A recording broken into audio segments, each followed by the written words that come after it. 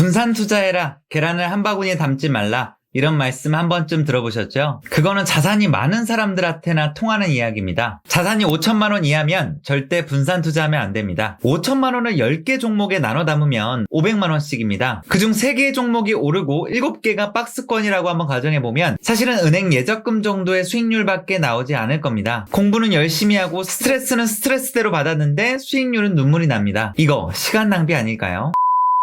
안녕하세요. 돈 공부 시켜주는 남자입니다. 오늘은 자산이 5천만 원 이하일 때 왜 분산 투자를 하면 독이 되는지, 그리고 자산이 적을 때 왜 집중 투자가 빛을 발하는지에 대해서 자세하게 설명드려 볼 수 있도록 하겠습니다. 제가 투자 자문을 드릴 때 가장 당혹스러울 때가 언제냐면 주식 계좌에 10종목, 20종목 나눠서 분산 투자되어 있을 때가 제일 당황스럽거든요. 이런 걸 전문 용어로 백화점 매매라고 하기도 하고요. 백화점 매매는 참고로 백화점처럼 없는 게 없다라고 하는 매매입니다. 이것저것 다 담고 있는 매매라고 보시면 될 것 같아요. 그리고 투자 금액도 심지어 억 단위도 아니고 1000단위, 2000단위 이 정도 단위에서 10개, 20개 종목에 나눠서 분산 투자하시는 경우들이 너무나 많습니다. 그런데 그렇게 해서는 절대 돈이 안 모입니다. 이건 단순한 제 생각이 아니고요. 전 세계에서 투자를 가장 잘한다라고 하는 워렌 버핏이 한 이야기입니다. 워렌 버핏은 1999년 미국 MBA 강연에서 이런 말씀을 하셨습니다. 내가 자산이 100만 달러 이하이면 S&P 500 지수 같은 것처럼 인덱스 투자에 분산해서 투자를 절대 안 할 것입니다. 대신 내가 진짜 잘 아는 종목에 2-3개 정도의 종목에 집중해서 투자를 할 것입니다.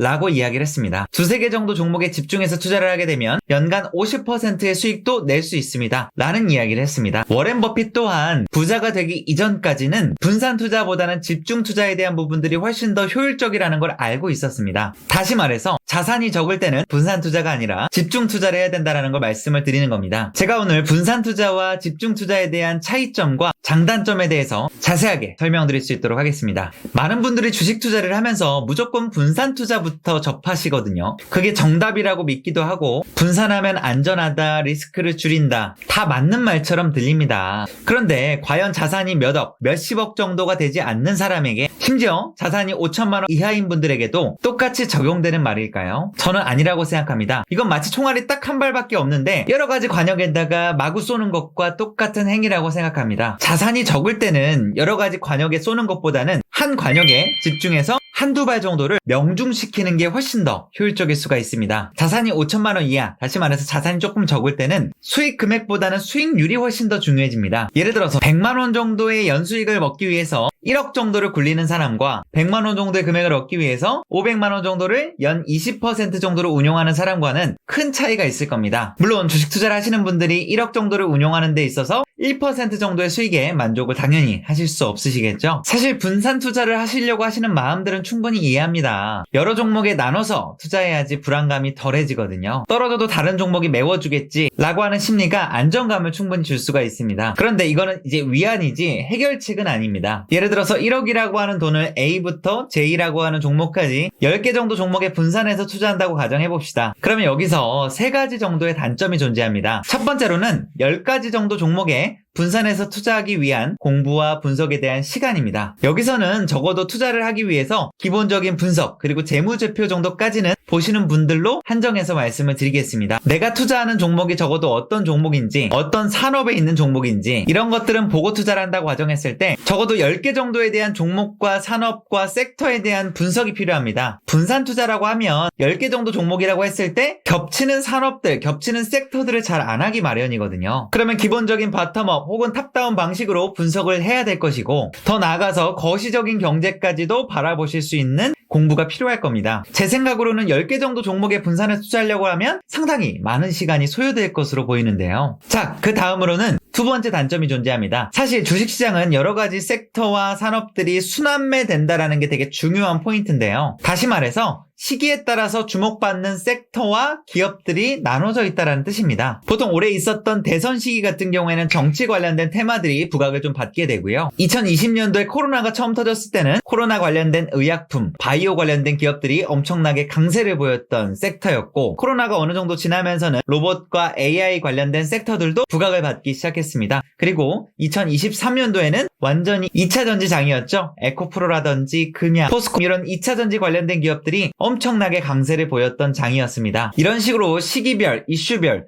정책별로 부각받는 산업과 기업과 섹터가 달라지게 됩니다. 그런데 아까처럼 10개 정도 종목에 분산해서 투자를 했다라고 가정했을 때 10개 정도의 산업과 섹터가 순환매되면서 고루 수익을 봐야지 내 수익도 날 수 있다라는 뜻이기도 합니다. 아까도 예를 들었지만 3개 정도 종목은 한 10% 정도 수익이 났지만 나머지 종목들은 박스권이거나 큰 수익이 없다라고 가정했을 때 그럼 내 전체 계좌의 수익률은 5% 미만일 가능성이 매우 커지게 됩니다. 그리고 이제 마지막 단점은 투자를 이제 입문하시는 분들이 가장 많이 저지른 실수 중에 하나인데요. 예를 들어서 어떠한 섹터와 기업이 부각을 받아서 수익이 났다라고 한번 가정해 봅시다. 10개 정도 종목에 투자했는데 한 3개 정도 기업이 좋은 수익 10% 이상으로 수익을 받고 매도를 했다고 한번 가정해 볼게요. 그럼 여기서 실수를 많이 하시는 게 그 익절을 하시는 돈으로 수익률이 가장 저조한 애들을 속된 말로 물타기를 하시는 경우들이 많습니다. 물타기라고 하는 거는 수익률이 낮은 종목들을 추가적으로 매수를 한다라는 뜻이기도 하거든요. 어떻게 보면 수익률이 낮은 종목에 추가적인 매입을 해서 평단가가 낮아지면 좋은 거 아니야? 라고 생각하실 수도 있지만 보통 주식시장 같은 경우에는 관성이라는 걸 갖습니다. 관성이라고 하는 거는 내가 가려고 하는 방향에 대해서 계속해서 추진하려고 하는 힘을 갖는다라는 뜻입니다.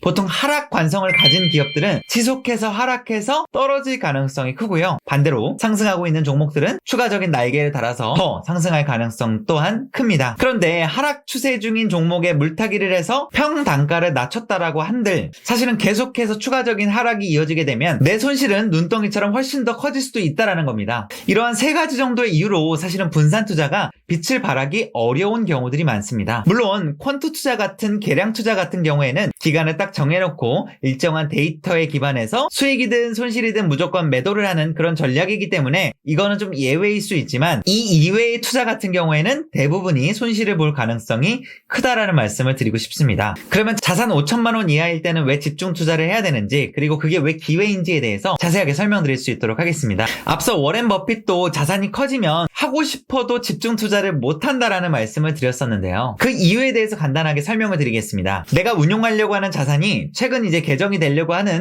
대주주 양도세 조건인 10억 정도라고 한번 해봅시다. 한 개 정도 종목에 집중해서 투자를 하려고 하는데요. 그러면 삼성전자나 SK하이닉스, 포스코, 카카오 이런 우량한 기업들 같은 경우에는 상관이 없지만 내가 예를 들어서 정말 매출도 좋고 약간 평가절하되어 있고 보석 같은 기업을 발견했다라고 가정해볼게요. 근데 이게 마침 중소형주예요. 다시 말해서 시가총액이 조금 적은 기업이라고 한번 해봅시다. 이런 경우에는 슬리피지라고 해서 매매 주문 시 약간의 오류가 발생할 수가 있습니다. 슬리피지라고 하는 거는 유동성 부족이나 변동성 때문에 생기는 일종의 오류라고 보시면 될 것 같은데요. 내가 주문하려고 하는 기업에 거래량이 많지 않아서 내가 원하는 양의 주문을 했을 때 가격에 괴리가 생길 수 있다라고 하는 오류라고 보시면 될 것 같습니다. 예시를 보여드리면 백종원 대표가 대표로 있는 더본코리아라고 하는 종목을 보시면 올해 3월 31일경에 되게 재미난 일이 있었습니다. 말 그대로 기업 자체가 하한가를 갔다가 바로 상승으로 전환이 됐었던 사건인데요. 이게 아마 슬리피지의 전형적인 사례였던 걸로 보여집니다. 아마 더본코리아가 NXT 거래도 가능하다 보니까 8시부터 장이 열렸던 걸로 기억을 합니다.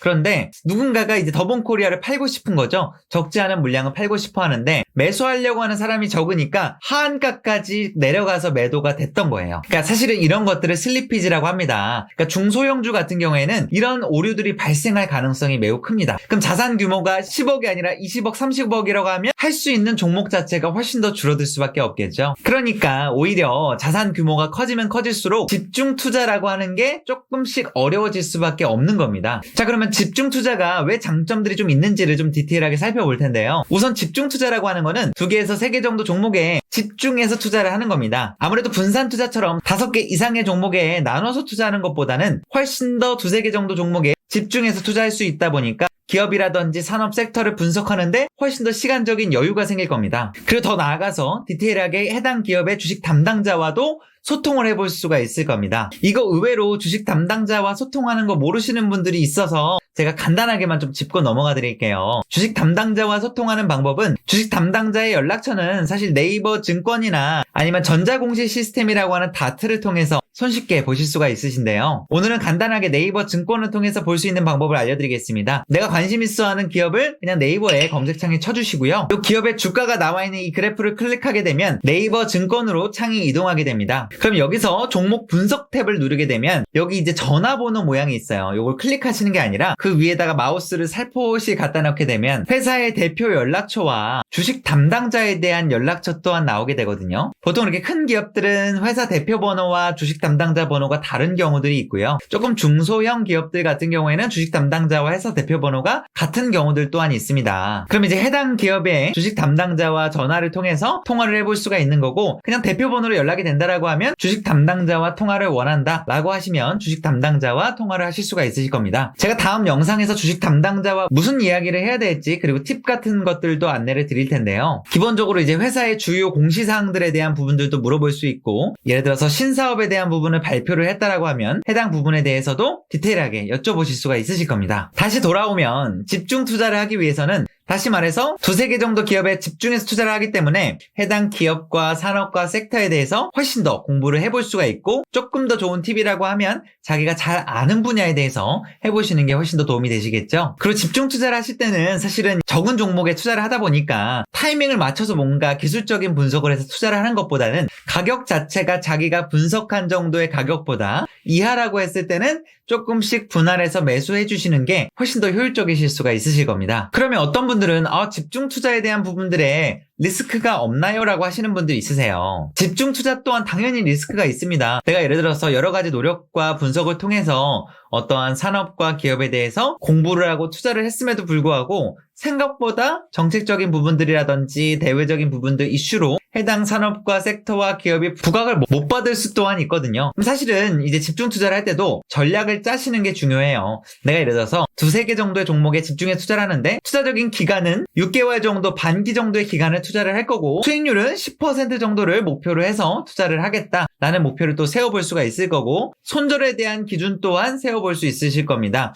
오늘 영상에서는 손절을 몇 %로 잡냐 이런 것들에 대한 내용은 설명하지 않을게요. 손절이 반드시 필요하다는 내용 정도만 짚고 넘어가도록 하겠습니다. 자, 그래서 영상을 시청하시는 분들도 그냥 영상만 보시고 끝나는 게 아니라, 내가 만약에 운용하는 자산이 5천만 원 이하인데 10개 이상의 종목에 분산해서 투자하고 있다라고 하면 반드시 종목 수를 조금 압축해서 줄이는 거에 대한 부분들을 권장을 좀 드리고 싶습니다. 그럼에도 불구하고 해당 종목에 너무 많은 금액이 들어갔다라고 싶으면 나머지 일부 자금들은 비상자금 통장이나 아니면 단기적으로 운용할 수 있는 채권 등에 대해서 넣어 놓으셔도 됩니다. 지금 바로 자기 계좌를 열어보고 종목 수나 자기가 운용하는 자산에 대해서 체크해보고 리밸런싱하는 과정을 꼭 가지시길 바라겠습니다. 자, 정리 한번 해볼까요? 오늘은 자산이 5천만 원 이하이신 분들을 위해서 집중 투자에 대한 부분들을 안내를 드렸습니다. 자산이 5천만 원 이하로 운용할 때 같은 경우에는 분산 투자를 너무 많은 종목에 하기보다는 집중해서 두세 개 정도 종목에 투자를 하시는 게 훨씬 더 효율적이라는 말씀을 드렸고요.